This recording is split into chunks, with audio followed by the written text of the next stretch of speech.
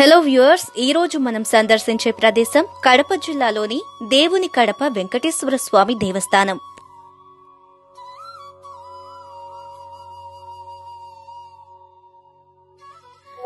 ఇక్కడ ఉన్న శ్రీ లక్ష్మీ వెంకటేశ్వరాలయం మూలంగా ఈ ప్రాంతానికి దేవుని కడప అని పేరు వచ్చింది. తిరుమల క్షేత్రానికి దేవుని కడప గడప అంటారు. ఇక్కడి వెంకటేశ్వర స్వామిని కృపాచార్యులు ప్రతిష్ఠించారని ప్రతీతి. అందువలన ఈ పట్టణానికి కృపాపురం అని పేరు వచ్చింది.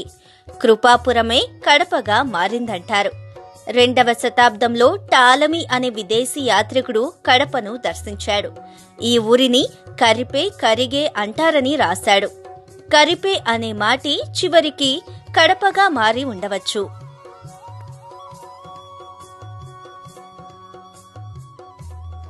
ఏడుకొండల వెంకటేశ్వరునికి ప్రతిబింబంలా కనిపించే స్వామి దేవుని కడపలో వెలసిన శ్రీ లక్ష్మీ ప్రసన్న వెంకటేశ్వరుడు.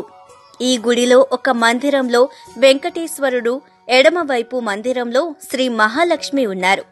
మాఘ శుద్ధ పౌర్ణమి నుండి సప్తమి వరకు బ్రహ్మోత్సవాలు జరుగుతాయి. సప్తమి రోజు రథోత్సవం జరుగుతుంది. ఆనాడు వేలాది మంది భక్తులు పాల్గొంటారు. విజయనగర రాజులు, నంద్యాల రాజులు, మట్లి రాజులు ఈ ఆలయాన్ని అభివృద్ధి చేశారు. మడిమాన్యాలు, బంగారు సొమ్ములు ఈ స్వామికి సమర్పించారు.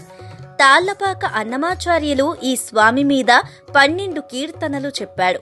ఈ గుడిలో విశ్వక్సేన మందిరం, నాగుల విగ్రహాలు, ఆండాల్ మందిరం, షమీ వృక్షం, ఆల్వార్ల సన్నిధి, కళ్యాణ మంటపం, ఆలయ వెలుపల పుష్కరిణి చూడదగినవి.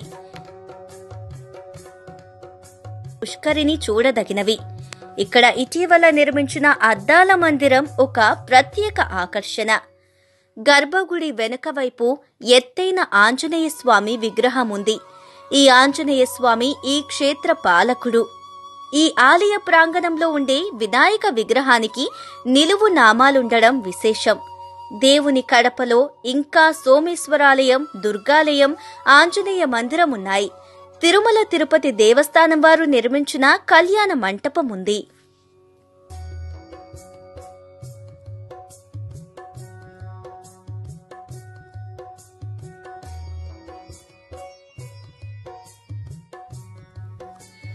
దేవుని కడప క్షేత్రం తిరుమలకు తొలి గడపగా ప్రసిద్ధి చెందింది. దక్షిణ ప్రాంత యాత్రికులు కాశీ వెళ్లడానికి, ఉత్తర భారతదేశ యాత్రికులు రామేశ్వరం వెళ్లడానికి తిరుమల వెంకటేశ్వరుని వద్దకు కాలిబాటన వెళ్లేవారికి కడపే ప్రధాన మార్గం.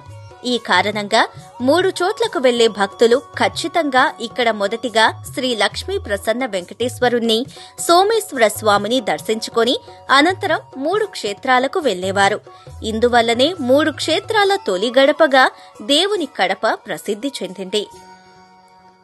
తిరుమల వరాహ క్షేత్రం కాగా ఇది హనుమ క్షేత్రం. అందుకు చిహ్నంగా ఇక్కడ స్వామి వెనుక భాగాన నిలువెత్తు విగ్రహ రూపంలో ఆంజనేయ స్వామి నెలకొని ఉన్నాడు.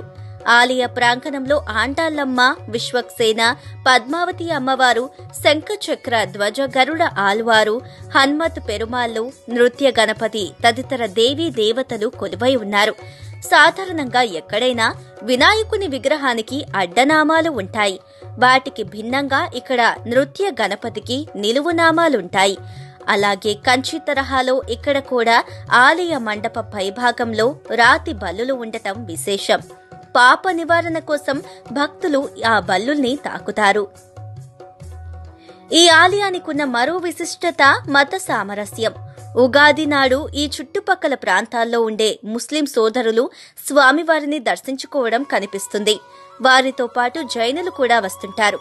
రథ సప్తమి రోజు జన సందోహం మధ్య స్వామి రథాన్ని కులమతాలకు అతీతంగా లాగడం మత సామరస్యానికి నిదర్శనం.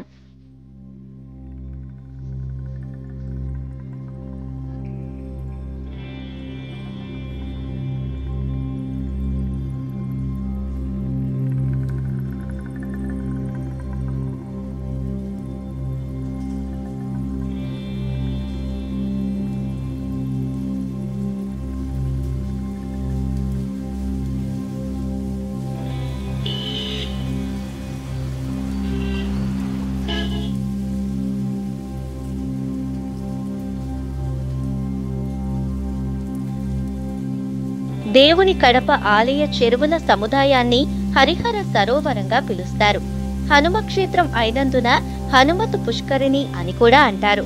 కొలనులోని నిరయ మంటపం, పడమరన తీర్థవాసి మంటపం ఉన్నాయి. పాత కడప చెరువు నుంచి నీరొచ్చే మార్గం ఉంది. పుష్కరిణిలో స్వామి తెప్పోత్సవాలను వైభవంగా నిర్వహిస్తారు. ఏటా ధనుర్మాసంలో ప్రత్యేక పూజలు నిర్వహిస్తారు.